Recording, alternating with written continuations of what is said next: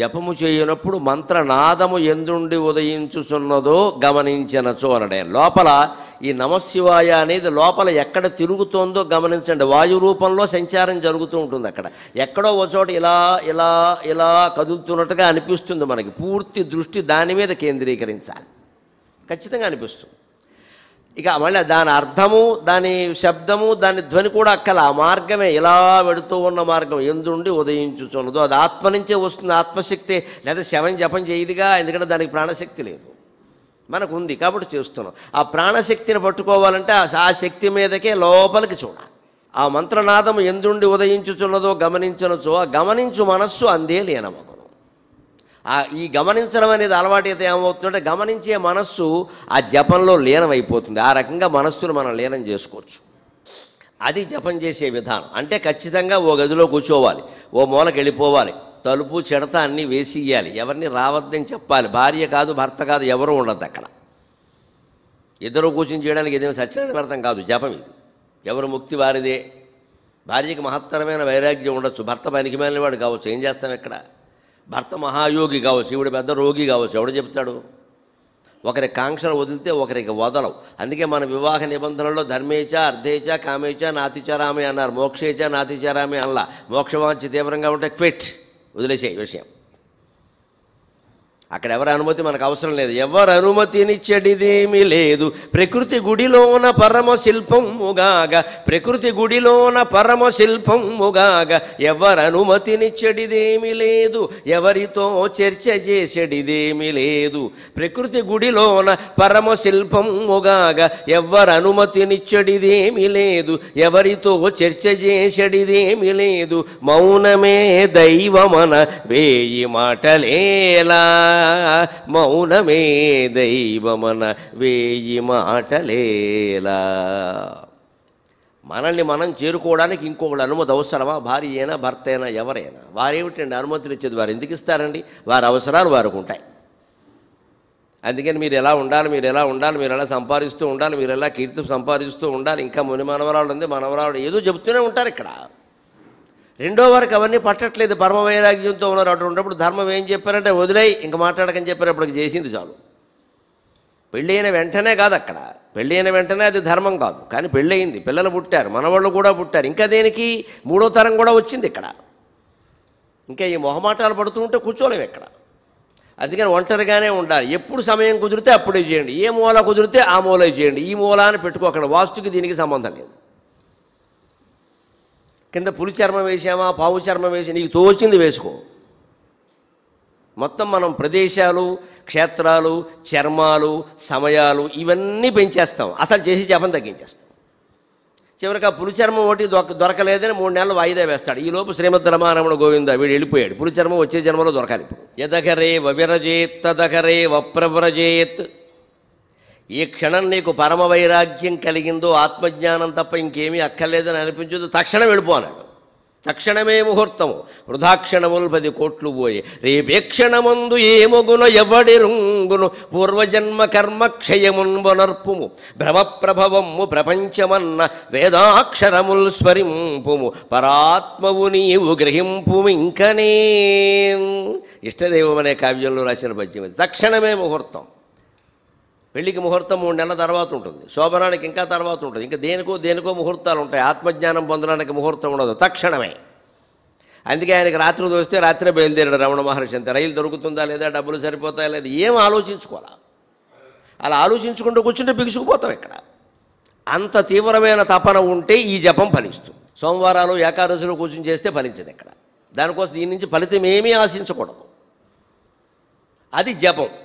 ఆ మంత్రనాదం ఎందుండి ఉదయించుచున్నదో అంటే ఖచ్చితంగా అది హృదయంలో ఉండేటువంటి ఆత్మ నుంచి ఆ నాదం వస్తుంది. ఆ లోపల ఈ ప్రాణవాయువు సంచరించే దాని మీద మనం దృష్టి పెడితే అది ఎక్కడి నుంచి వస్తుందో తెలుస్తుంది. అక్కడ ఉండిపోతాం. ఇంకా అక్కడ నువ్వు నామస్మరణ చేసినా ఒకటే, చేయకపోయినా ఒకటే, ఇబ్బంది లేదు. ఆత్మనిష్టలో ఉన్నట్టే. మహర్షి 24 గంటలు 365 రోజులు 70 ఏళ్ళు అలాగే ఉండిపోయారు. అందుకే ఆయనకి ఎవరు వస్తున్నారు, నమస్కారాలు చేస్తున్నారు, ఏం చేస్తున్నారు, ఇవన్నీ ఆయనకి పట్టేవి కాదు. మహా ఏదో కుదిపినట్టు లేపితే ఏదో సమాధానం చెప్పేవారు అంతే. నిరంతరం ఆత్మనిష్ట. ఇక్కడ ఏదో క్యాన్సర్ పుండు అయితే ఆ పుండు తగ్గిపోవాలని సంకల్పించవచ్చు కదా అంటే ఆయన ఏమన్నారో తెలుసా? సంకల్పించడానికి ఎవడున్నాడు ఎక్కడ అన్నాడు. సంకల్పించడానికి ఓ జీవుడు ఉండాలి కదా, వాళ్ళు లేడు, నన్నేం చేయమంటావు, నువ్వు సంకల్పించుకోవాలని. నాకు లేదు సంకల్పం, నీకెందుకు, అది ఉండని. పైగా ఏమన్నాడంటే మీరు అందరూ వచ్చినట్టే అది వచ్చిందన్నాడు. మిమ్మల్ని రమ్మని నేను అన్నానా? మీరు అందరూ వచ్చినట్టే క్యాన్సర్ పుండు వచ్చిందంటే మీరు కూడా అలాంటి వాళ్ళని అర్థం. అది మీరు కూడా పుండే సలుపుతూ ఉంటారు కదా, చేసుకునేవాడిని చేసుకోలేకుండాను కోరికల కోసం. అందుకని మీరందరూ వచ్చినట్టే అది వచ్చింది, నన్నేం చేయమంటా, మిమ్మల్ని వెళ్ళిపోమంటే మీకు బాధగా ఉండదు. వారిని పైగా అది అనలా, వారిని మాత్రం ఎలా వెళ్ళిపోమంటాం అన్నారు చాలా గౌరవంగా. వారిని మాత్రం ఎలా వెళ్ళిపోమంటాం, ఉంది ఉండవయ్యా, ఇక్కడ నాకు ఆభరణాలు లేవుగా, కడియాలు అవి ఇక్కడ ఉంది వంకి అన్నాడు ఆయన. ఎర్రగా మెరుస్తుంది కదా పుండు, వంకి ఎంత అందంగా ఉంది అన్నాడు ఆయన. మత్తు మంది ఇచ్చి ఆపరేషన్ చేయవలసిన అవసరం లేకుండా ఆపరేషన్ చేయవలసి వస్తే చేసుకోండి అన్నాడు ఆయన. అది ఆయనకి తెలియలేదు. దేహభ్రాంతిని పూర్తిగా వదిలినటువంటి మహాయోగికి తప్ప మరొకరి చరిత్రలో ఇటువంటి ఘట్టం జరిగే అవకాశం లేదండి, రమణ మహర్షి చరిత్రలో తప్ప. దేహభ్రాంతి పూర్తిగా వదిలేశాడు ఆయన. అది మనం గ్రహించుకోవాలి. అలాగే ఇంకొక గొప్ప ఉపాయం చెబుతారు. మంత్రజపం చేయడానికి ఇదైతే ఆ మంత్రం కూడా ఆగిపోయి పూర్తి ఆత్మనిష్టలో ఉండడం ఎలాగా అని కావ్యకంఠ గణపతిని అడిగితే ఆయన చెబుతారు. నేను అనే స్ఫురణ ఎందుండి ఆవిర్భవించుచున్నదో పరికించినచో ఆ పరికించు మనస్సు అందే లీనమగును, అదే తపస్సు అన్నారు. ఈ మంత్ర జపం చేస్తూ ఉంటే మంత్రధ్వని వాయు రూపంలో వస్తుంది కదా, అది కూడా లేకుండా అసలు అది కూడా ఆగిపోయినప్పుడు శ్వాస దాని ద్వారా అది నడుస్తూనే ఉన్నప్పటికీ మనం పడుకున్నప్పుడు ఉచ్ఛ్వాస నిశ్వాస నడిచినట్టుగా మనకు తెలియకుండా శ్వాస నడుస్తూనే ఉంటుంది. ఇప్పుడు నేను మాట్లాడుతున్నాను, శ్వాస మీద నేను దృష్టి పెట్టానా, మీరు వింటున్నారు, మీ శ్వాస మీద మీరు దృష్టి పెట్టారా, శ్వాస నడుస్తుందిగా, నడవకపోతే పడిపోం వెంటనే.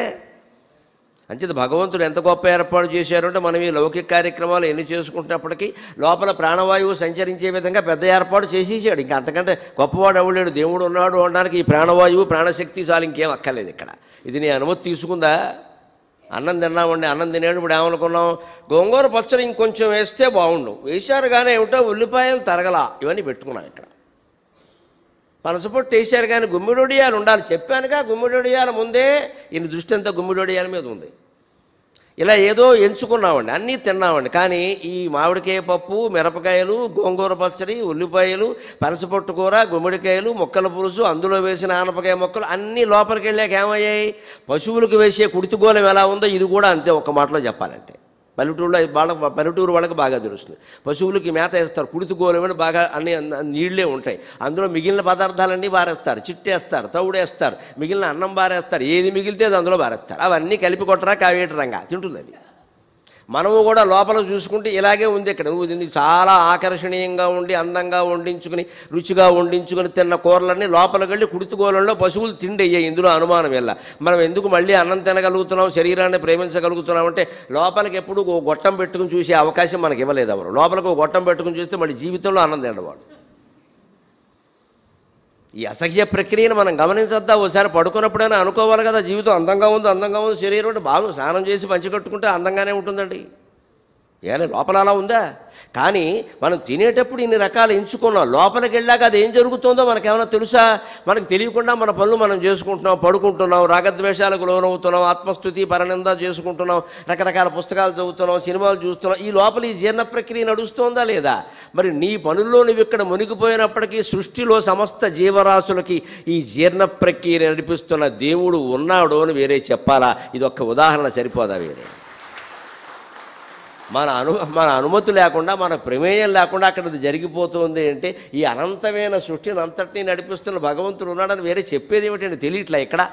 అది సహజంగా నడుస్తుంది అంటే అలాగే అదో అజ్ఞానం. సహజం అంటే సంస్కృతంలో ప్రతిదానికి అర్థాలు ఉంటాయి, తెలియకుండా మాట్లాడద్దు. సహా జాయతే ఇది సహజం, కూడా పుట్టింది అని. దేంతో కూడానో పుట్టింది, అదేం సహజం ఏం కాదు. అది దేంతో కూడా పుట్టిందంటే ఆత్మ సృష్టిగా ఆవిర్భవించినప్పుడే పుట్టింది. సహజం అంటే అర్థం న్యాచురల్ అని అర్థం చెప్పకూడదు. ఇంగ్లీష్కి సంస్కృతానికి కుదరదు.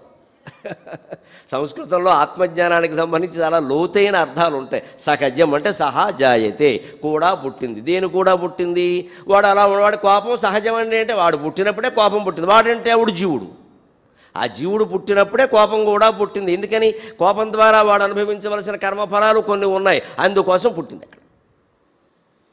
మనం ఎంత చెప్పినా కోపం తగ్గించుకోడు వాడు. బాగా 4 మొట్టికాయలు తగిలాక 4 అనుభవాలు అయ్యాక ఏమిటో ఉన్నట్టుండి పరమశాంతమూర్తి అయిపోతాడు. ఏమిటో 20 ఏళ్ళ పాటు చంపుకు తిన్నాడు, ఒక్కసారిగా మారిపోయాడంటే మనం ఏమనుకుంటాం, అక్కడికి వెళ్ళాడు ఎక్కడికి వెళ్ళలేదమ్మా, వాడు లోపలికి వెళ్ళాడు, వాడు అనుభవించవలసినవన్నీ అయిపోయినాయి కాబట్టి రీలు తిరిగింది అక్కడ. ఈ కింద 100 నాడులు తిరుగుతూ ఉన్నాయి కదా, ఈ చుట్టుకొని ఇవి ఒక్కోటి జీవుడికి తగులుతూ ఉంటుంది. తగిలినప్పుడల్లా ఆ కర్మఫలం పుణ్యమో పాపమో అనుభవానికి వస్తూ ఉంటుంది. ఆ చుట్ట అయిపోయిన తర్వాత ఆ ఖాళీ అవుతుంది ఇంకా వాడి కోపం అప్రయత్నంగా తగ్గుతుంది. అందుకే నేను చాలాసార్లు చెప్పాను, చాలామంది ఇబ్బంది పడుతున్నారని. 18 ఏళ్ళు దాటిన వాళ్ళని ఎవరూ మార్చలేరు. మార్చగలిగిన వాళ్ళు ఇద్దరు. ఒకడు వాడే, రెండో వాడు దేవుడు, ఇంకెవరు లేరు ఇక్కడ. మనం ఉపదేశాలు చేయడం అనవసరం, వదిలేసి నమస్కారం చేయడం మంచిది. ఇంకక్కడి నుంచి వాడికి కౌన్సిలింగ్ ఇప్పిద్దాం, అది ఇప్పిద్దాం, ఆయన దగ్గర కూర్చోబెడదాం, గరికిపాటి వేరే చేత ఆశీర్వచనం చేయిద్దాం. నాకు నేను చేసుకోవాల్సిన ఆశీర్వచనాలు కూడా చాలా ఉన్నాయి ఇక్కడ. దానివల్ల ఏం జరగదు పని. ఇదంతా మన భ్రమ. ఇది అనవసరంగా భారం పెంచడమే. యజ్ఞం చేస్తే మారిపోతాడు, ఏదో ఏం చేసినా మారడమ్మా, వాడు అనుభవించాల్సిన కర్మఫలాలు ఉన్నాయి. దానివల్ల అనుభవించడం అండి. దానివల్ల మనకి నష్టం లేకుండా చూసుకోవడమే, వీలైనంత కట్ చేసి సంబంధాన్ని దూరంగా ఉండి చూసుకోవడమే అంతే. ఆర్థిక నష్టాల వల్ల, అనారోగ్యాల వల్ల, దోషాల వల్ల వాడు అనుభవించాల్సినవి కొన్ని ఉన్నాయి. అనుభవిస్తాడు, మనం ఏం చేయలేము ఇక్కడ. మనం ఎంత గొప్ప వాళ్ళమైనా వాడు అది అనుభవించక తప్పదు. ఎందుకంటే వాడు ఆ కర్మతో పుట్టాడు. సహజం అంటే అర్థం అది, సహజాయితీ.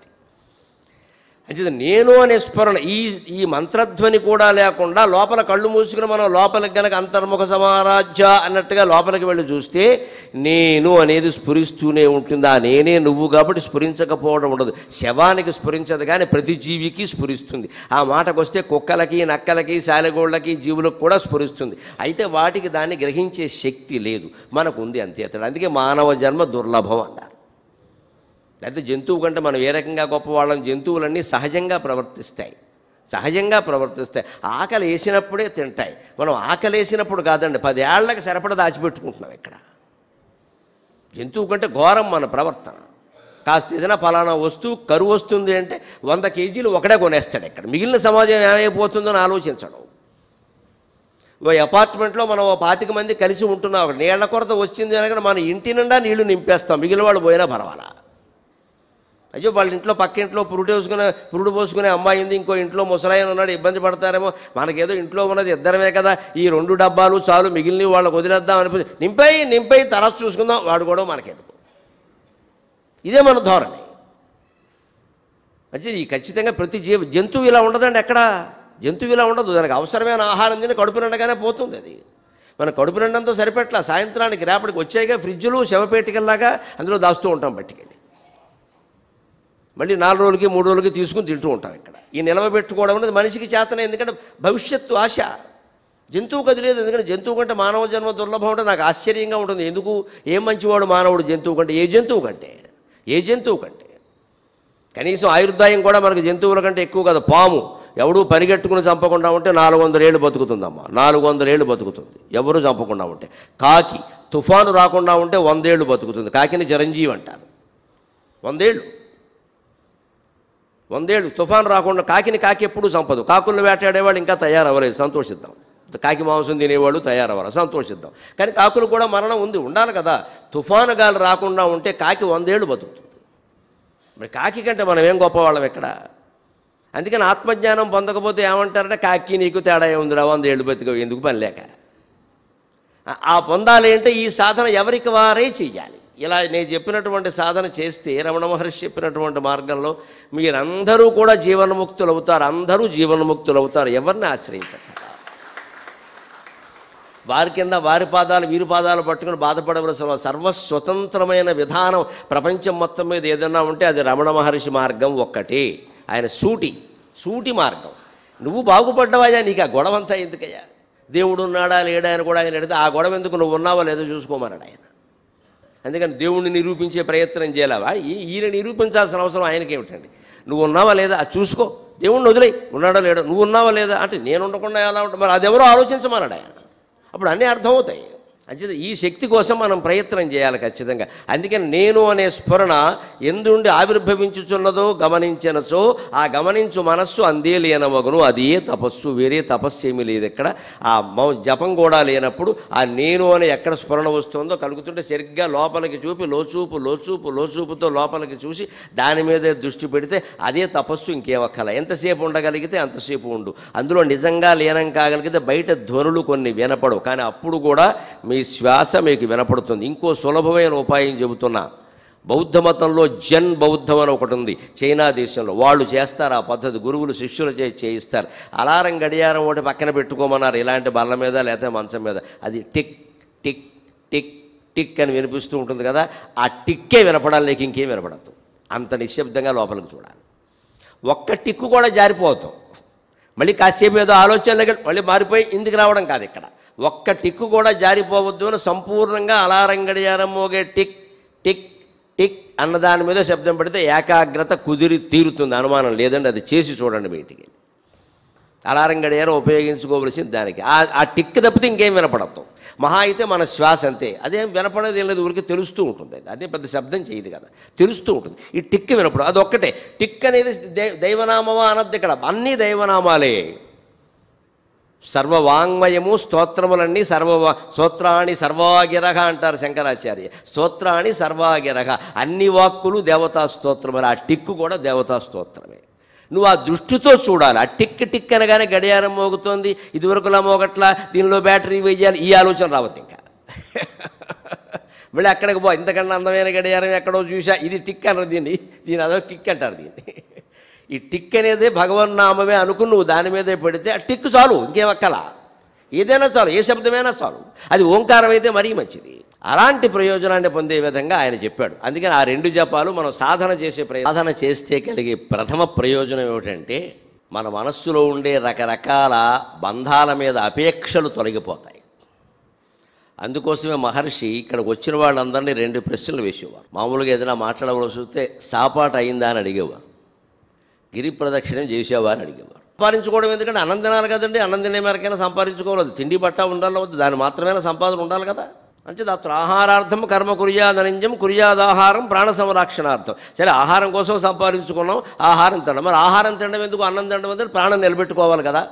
వెంటనే ప్రాణ సంధార్యా తత్వజిజ్ఞాసనార్థం, ప్రాణాలు ఎందుకు నిలబెట్టుకోవాలి, పోతే నష్టం ఏమిటంటే ఈ జన్మ ఎత్తింది మళ్ళీ జన్మ ఎత్తకుండా ఉండడానికి, అదొకటే లక్ష్యం ఇక్కడ. ఈ జన్మ ఎత్తింది ఎందుకంటే మళ్ళీ జన్మ ఎత్తకుండా ఉండడానికి. 10వ తరగతి పరీక్ష రాసే విద్యార్థి ఏమనుకుంటాడు, మళ్ళీ 10వ తరగతి రాయాలి అనుకోడు వాడు. అలా ఎందుకు అనుకుంటాడండి, మళ్ళీ రాయిద్దనే అనుకుంటాడా లేదా? మనం ఎందుకంటే మరి మళ్ళీ అంటాం. ఇక్కడ ఒక క్షేత్రానికి వస్తాం, మళ్ళీ 10వ తరగతి మళ్ళీ రాస్తావా? మళ్ళీ వచ్చిన చోటకి వస్తున్నామంటే ఏమీ పొందలేదన్నమాట, ఏమీ పొందలా, ఊరికే మట్టి అంటించుకున్నాం. అందుకని మళ్ళీ వస్తూ ఉంటాం. ఇక్కడ డిగ్రీ పాస్ అయిన వాడు కూడా మళ్ళీ నేను డిగ్రీ చదవాలంటే, ఎంబీబీఎస్ చదివినవాడు కూడా మళ్ళీ నేను ఎంబీబీఎస్ చదవాలంటే ఇంకేదో పై చదువుతాడు కదా. మనం ఎందుకంటే ఇక్కడ ఆగిపోతున్నాం పుణ్యక్షేత్రాల దగ్గర. ఓసారి వెళ్ళాను, ప్రతి నెల వెళ్ళాను, ఏడాది వెళ్ళాను, నేను వెడుతూనే ఉంటాను. దేనికి వెళ్ళడం ఇక్కడ? ఇది ఆలోచన చేయాలి. ఇది తత్వజిజ్ఞాస కాదు ఇది. అందుకని జన్మ ఓసారి ఎత్తాము అంటే ఎందుకు ఎత్తామంటే ఇంకెత్తకుండా ఉండడానికి, అంతే. మళ్ళీ రాయిద్దికి పరీక్ష. ప్రణాస్తంధార్యా తత్వజిజ్ఞాసనార్థం, తత్వం జిజ్ఞాస చేయడం కోసం. తత్వం జిజ్ఞాస్యం ఏన భూయో న జన్మ. ఆ తత్వజిజ్ఞాస ఎందుకయ్యా అంటే మళ్ళీ జన్మ అనేది కలగకుండా ఉండడానికి. ఇంకో దారి లేదు, ఇంకో లక్ష్యం ఏం లేదు దీనికి. అందుకని దానికోసం గిరి ప్రదక్షిణం అన్నారు. అందుకే గిరి ప్రదక్షిణం చేస్తే, గిరి ప్రదక్షిణాన్ని ఆయన ఏమన్నారో తెలుసా?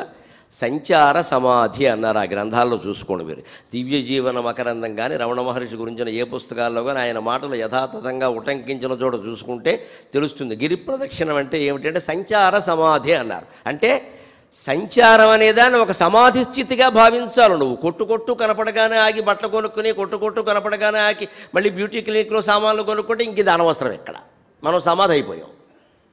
ఇవాళ మొత్తం షాపింగ్ కాంప్లెక్స్లో వచ్చే గిరి ఎక్కడా కనపడలేదు నాకు, నా దురదృష్టం ఏమిటో కానీ. మొత్తం మూసేశారు, అయిపోయింది. 14 కిలోమీటర్లు అయిపోయింది, దుకాణాలు మిగిలాయి. ఎక్కడంటే వ్యాపారం జరుగుతోంది.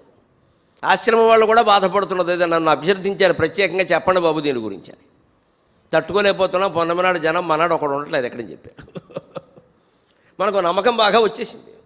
దాన్ని పున్నమి నాడు చేయడం ప్రశస్తమని ఎందుకన్నారో తెలుసా? నువ్వు పెద్ద లైటింగులు వెలుగుల్లో ఫ్లడ్ లైట్లు పెట్టుకుని చేస్తావని కాదు. అక్కడ పున్నమి అన్నిటి మీద, చంద్రుని వెలుగు అన్నిటి మీద సమానమే. ఒక దేవాలయం మీద ఎలా పడుతుందో ఒక మురికి కాలువ మీద కూడా అలాగే పడుతుంది పున్నమి వెన్నెల. మన దృష్టి అలా మారాలి, సమదృష్టి ఏర్పడాలి, సమదృష్టి ఏర్పడాలి.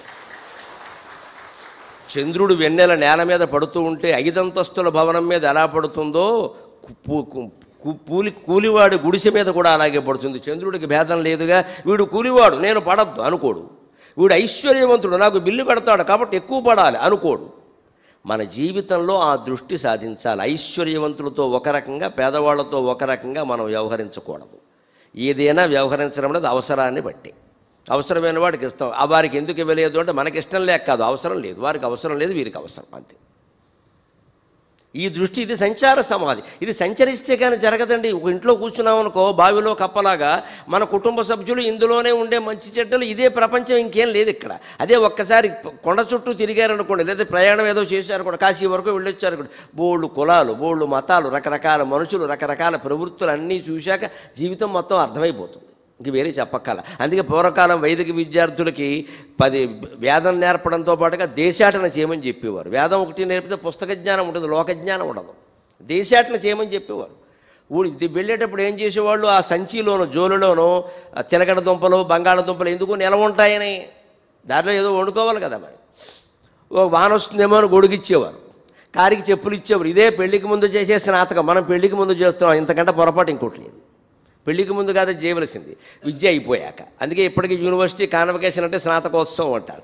విద్య అయిపోయాక చెయ్యాలి. నువ్వు విద్యార్థి విద్య ముగియగానే చేయవలసిన పని ఏమిటంటే వెంటనే వివాహంలో ప్రవేశించడం కాదు. ఇక్కడ దేశాటనం చెయ్యాలి. అప్పుడు సంసారం ఎలా చేసుకోవాలో, ఉద్యోగం ఎలా చేసుకోవాలో తెలుస్తుంది. ఎప్పుడు సంచార సమాధి అంటే రకరకాల వ్యక్తులు, రకరకాల జీవులు, రకరకాల జీవన విధానాలు అన్నీ చూశాక అన్నింట్లోనూ ఉన్నది ఒకే ఒక శక్తి కదా అనే నమ్మకం ఏర్పడగానే ఆత్మజ్ఞానం కలగడానికి దారి దొరికినట్టు. అందుకని సంచారం. అందుకని గిరి ప్రదక్షిణం చేసేటప్పుడు మన దృష్టి దేని మీద ఉండాలి? ఈ దుకాణాల మీద కాదు. దుకాణాల మీద ఉండబట్టే వాళ్ళు దుకాణాలు ఇంకా పెంచుతున్నారు. బోళ్ళు మంది వస్తారండి, ఎవరో ఒకరు కొనకపోతారా అని వాళ్ళు ప్రదక్షిణం చేయడం మానేసి దుకాణంలో కూర్చుంటున్నారు.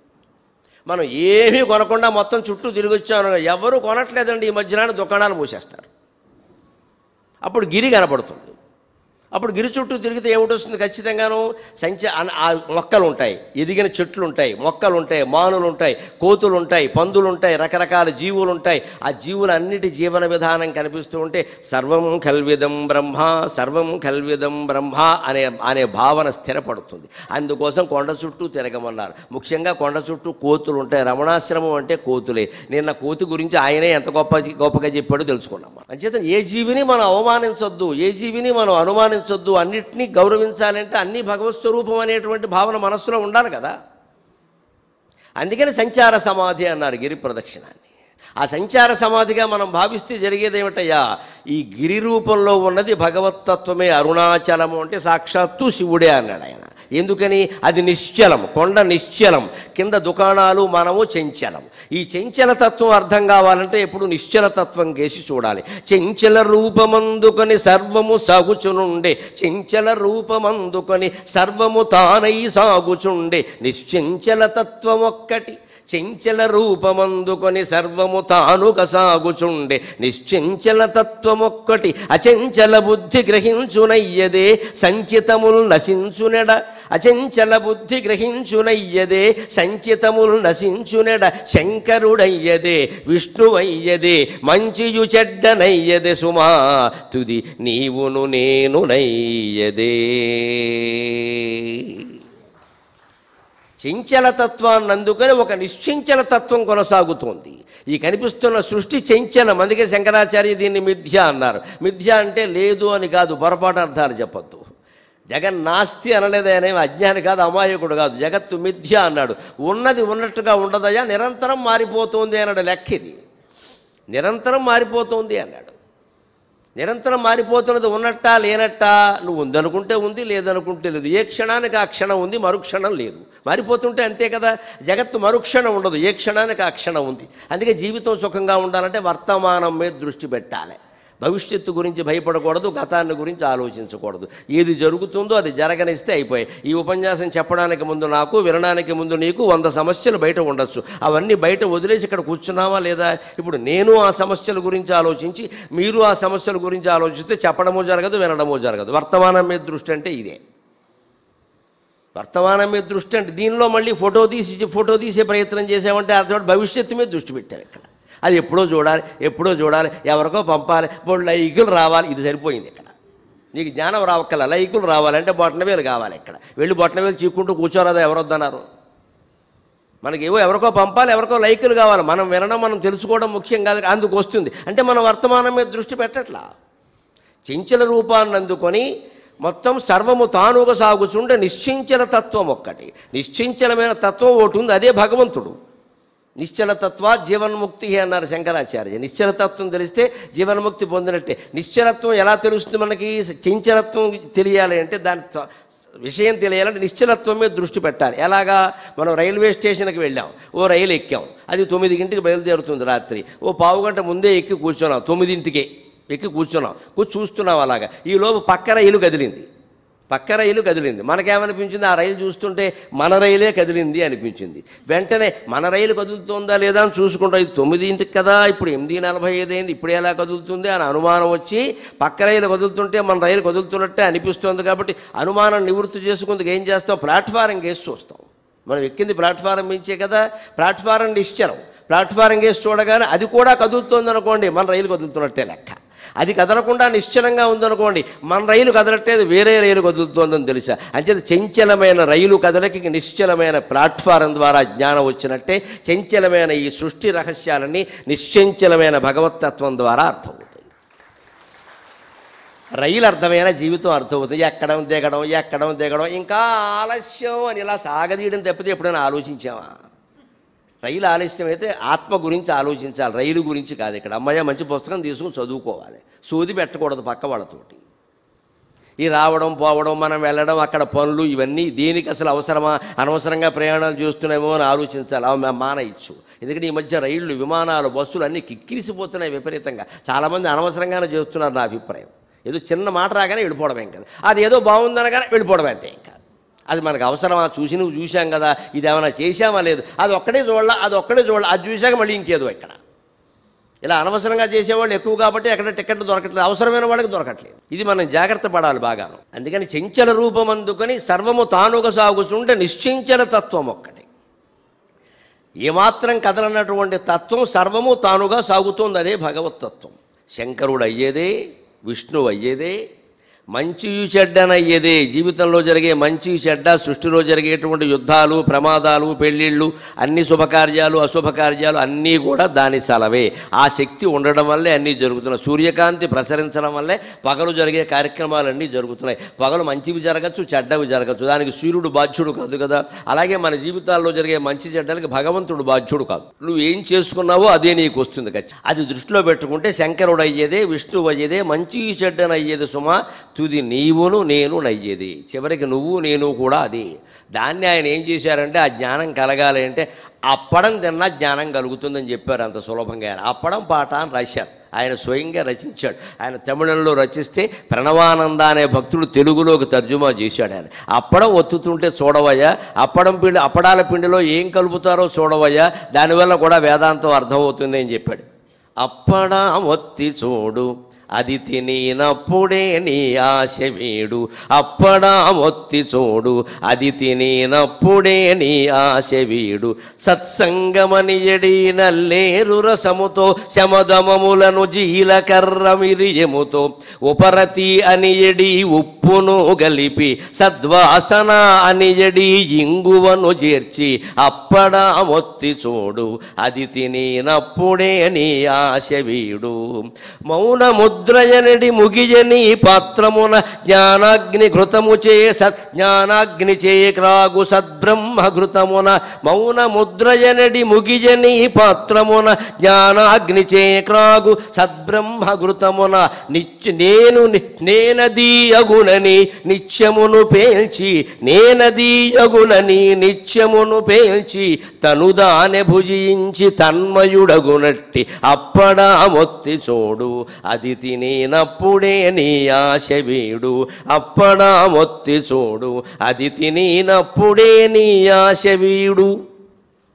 అప్పడాలని ఒక్కొక్కళ్ళు 4-5 మింగేయకూడదు. అందుకే పూర్వం పెళ్ళిళ్ళలో ఏం చేసేవారంటే అప్పడాలు విడిగా వడ్డిస్తే ఒక్కొక్కడు 16 వేసుకుంటాడు. అందుకని తెలివిగా ఏం చేసేవారంటే అప్పడాలు ఒడియాలు కలిపి చూర్ణం చేసి వేసేవాడు, గొడవలేదు. అది పొదుపు ఉద్యమం, పూర్వం ఆడవాళ్ళకి బాగా తెలిసేది. అప్పడాలు విడిగా వేస్తే ఒకడే 6 తింటాడు, ఒడియాలు విడిగా వేస్తే ఒకడే 6 తింటాడు, ఉన్నవి సరిపో. అప్పడాలు ఒడియాలు కలిపి పెద్ద బేసిన్లో నలిపేసేవారు శుభ్రంగా. అప్పడాలు ఒడియాలేను ఎంత వేసినా గుప్పిడేగా, సరిపోయింది. ఆ గుప్పిడిలో ఎన్ని ఉంటాయంటే ఒక ఒడియం అరప్పడమే ఉంటుంది. అది ఆ ఆడవాళ్ళకి నమస్కారం, ఆ పొదుపు చేసిన వాళ్ళకి నమస్కారం. సామాన్యమైన తెలుగు వాళ్ళ తెలివి, అందులో తెలుగు స్త్రీల తెలివి సామాన్యమైంది కాదండి. అది గారెలు చూడండి, గారికి చిల్లు పెడతారు. ఎందుకని 10 గారెల చిల్లులో పట్టే పిండితో 11వ గారు వేసుకోవచ్చు, ఎకానమీ అంటారు.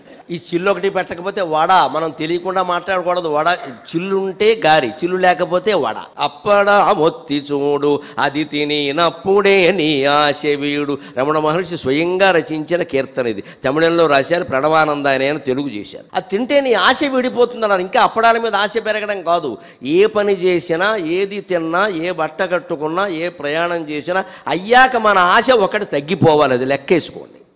అరుణాచలం వచ్చి వెళ్ళారు అంటే ఎన్ని కోరికలు తగ్గాయి చూడాలి తప్ప ఎన్ని కోరికలు తీరేయి కాదు. ఇక్కడ ఒక 100 కోరికలు మనం రాసుకుంటే అరుణాచలం వచ్చి వెళ్ళామంటే అందులో 10 తగ్గాలి, 90 ఉండనాయి. ఇంకో 9 క్షేత్రాలు పెడితే ఆ 90 కూడా పోతాయి. మనం ఏం చేస్తూ ఉంటాం, అది తీరింది ఇది తీరింది అని పక్క వాళ్ళకి చెబుతూ ఉంటాం. దీనివల్ల యాత్రలు ప్రయాణికులు పెరగడం తప్పితే నీకు కలిగే జ్ఞానం ఏం లేదు. ఈ జన్మకు తీరేవి కాదు. ఇది అప్పడమైనా సరే చూస్తే దానికి నల్లేరు రసం వేస్తారు, ఇంగు, అప్పడాల పిండిలో ఇంగు కలుపుతారు, సరే ఉప్పు ఎలాగూ కలుపుతారు, జీలకర్ర మిరియాలు వేస్తారు. వాటిని ఏమన్నారైనా సత్సంగమనియడి నల్లేరు రసముతో, మూలమైన నల్లేరు రసం కాస్త రుచిగా ఉండడానికి వేస్తారు. ఇదిగో సత్సంగం అంటే ఇది, ఇలాంటి నల్లేరు రసం వేస్తారయ్యా. సత్సంగం ఉంటే జీవితం బాగుంటుందయ్యా. ఇక్కడికి వచ్చి కూర్చోమని ఎవరు చెప్పారు? మీ అంతా మీరుగా వచ్చారు, ఎవరు మీకు ఏం కానుకలు ఇవ్వలేదు ఇక్కడ, అంతే కదా. మనంతట మనమే ఆత్మజ్ఞానం పొందడానికి తపన పడాలి, అప్పుడే అది వస్తుంది ఖచ్చితంగా. ఎవరో చెప్పడం వల్ల మొహమాటానికి రావడం కాదు. అదే సత్సంగం ప్రయోజనం ఎప్పుడు కూడా. నీ అంతటి నువ్వే రావాలి. మళ్ళీ సత్సంగం ఎలా ఉండాలి అంటే మర్నాడు నిన్న వచ్చిన వాళ్ళు ఎవరైనా మర్నాడు రాకపోతే ఈ మధ్య మీరు రావట్లేదే అనకూడదు. ఇది మళ్ళీ దుస్సంగం అయింది. ఇక్కడ ఆవిడ రాకపోతే ఈవిడ ఉండలేకపోతుంది అన్నమాట. ఇక్కడ అసలు అడగకూడదు ఆ ప్రశ్న. వచ్చిన వాళ్ళు వస్తారు, లేని వాళ్ళు లేదు. మీరు నిన్న ఎవరు వచ్చారో నేను గుర్తుపెట్టుకోవాలి, ఇవాళ ఎవరు వచ్చారో నాకు తెలియదు. నా దృష్టి అంతా మీరు ఎదురుగా ఉన్నారు కానీ నా ప్రసంగం మీద ఉంది నాకు, అంతే. ఇంకేముండదు అక్కడ, అవేం గుర్తుండదు. అక్కడ నేను మీ ఎదురుగానే కూర్చున్నానండి, నేను నీ ఎదురుగా కూర్చోలేదు, నన్ను ఏం చేయమంటావు? నా దృష్టి అక్కడ లేదు. అదే సత్సంగం వల్ల అది నల్లేరు రసం అనుకోండి. అలాగే శమదమములను జీలకర్ర మిరియముతో, జీలకర్ర మిరియాలు వేస్తే అవేమిటి? శమం, దమం. శమం అంటే, దమం అంటే కాళ్ళు చేతులు మొదలైన ఇంద్రియాలను నిగ్రహించుకోవడం. ఈ చేతులు కనీసం మనస్సు దురాలోచన చేస్తున్నా, మాటలు చెడ్డ మాటలు వస్తున్న చేతులు కాళ్ళు కట్టేసి కూర్చున్నాం అనుకోండి, కొన్ని చెడ్డ పనులు ఆగిపోతాయండి. అంటే మన మనస్సులో వెర్రి కోరికలు, తాగాలనో తిరగాలనో రకరకాల పిచ్చి కోరికలు పుట్టినప్పుడు మనమే ఏం చేయాలి అంటే తమ్ముడినో అక్కయ్యనో పిలిచి నేను గదిలో ఉంటాను, బయట తాళం వేసి ఏం చెప్పాలి. నాకేదో పిచ్చి కోరిక పుడుతోంది, నేను చెడ్డ పని చేయకుండా ఉంటాను, నాకు ఉపకారం చేయి, నేను గదిలో ఉంటాను, బయట తాళం వేసేయి, నేను చెప్పే వరకు తీకు అని చెప్పి ఒక టైం చెప్పాలి. నేను చెప్పే వరకు అన్నది వీడు చెప్పేస్తాడు వెంటనే లేచి, అందుకే నువ్వు తీకు 11 వరకు తీకు అని చెప్పాలి. అంతవరకు ఆ కోరికను అణుచుకున్నావా లేదా? బయటికి వెళ్ళకపోతే ఆ దుర్మార్గం ఆగిపోయి ఎవరి మీదో కోపం వచ్చిందని విషయాలు పెంచుది. అటువంటిప్పుడు ఇంతే, లోపలికి వచ్చి తలిపేసేయి, తీకని చెప్పాలి. 1 గంట అయిపోయింది అనుకోండి, తర్వాత ఎందుకు అనవసరంగా వాడు పైకి పోతాడు వేసేస్తే మనం లోపలికి పోతాం, 25 ఏళ్ళు బయటికి రాం. వాడు పైకి పోతాడు సుఖపడ్డాడు, మనం లోపలికి పోతాం, ఏం ఉపయోగం ఇది? వెంటనే ఆ కక్ష ఆగిపోయిందా లేదా? అందుకే చెబుతున్నారు ఎప్పుడు దమం అంటే బహిరింద్రియ నిగ్రహం. కనీసం కాళ్ళు చేతులు నోరు మొదలైన వాటిని అదుపులో పెట్టుకోగలిగినా కూడా, మనస్సు చెడ్డ ఆలోచనలు చేసినా కూడా వీటిని అదుపులో పెట్టుకుంటే పర్వాలేదు, కొంత పాపం తగ్గింది. అదే శమం అంటే శాంతి, శమం నుంచే శాంతి వచ్చింది, మనశ్శాంతి అంటారు, మనోదాంతి అనరు. అవయవాలకి దాంతి, మనస్సుకి శాంతి. ఎందుకని? మనస్సునే నిగ్రహించుకుంటే నువ్వు తలుపు లోపల ఉండాల్సిన పని లేదు, గడియేమని అడగవలసిన పని లేదు, కాళ్ళు చేతులు ఎక్కడికి ఏం పని చేయవు, మనస్సు నిగ్రహించుకున్నాం కదా. క్రమంగా దమం నుంచి శమాన్ని సాధించాలి. అంటే ఇందులో జీలకర్ర మిరియాలు వేస్తారు కదా, జీలకర్ర శమం అనుకోవయ్యా, మిరియాలేమో దమం అనుకోవయ్యా, అదే అప్పడం అన్నాడు ఆయన. ఏదో పదార్థం వేసామనుకోండి, ఇది వేసు అనుకోవచ్చు కదా.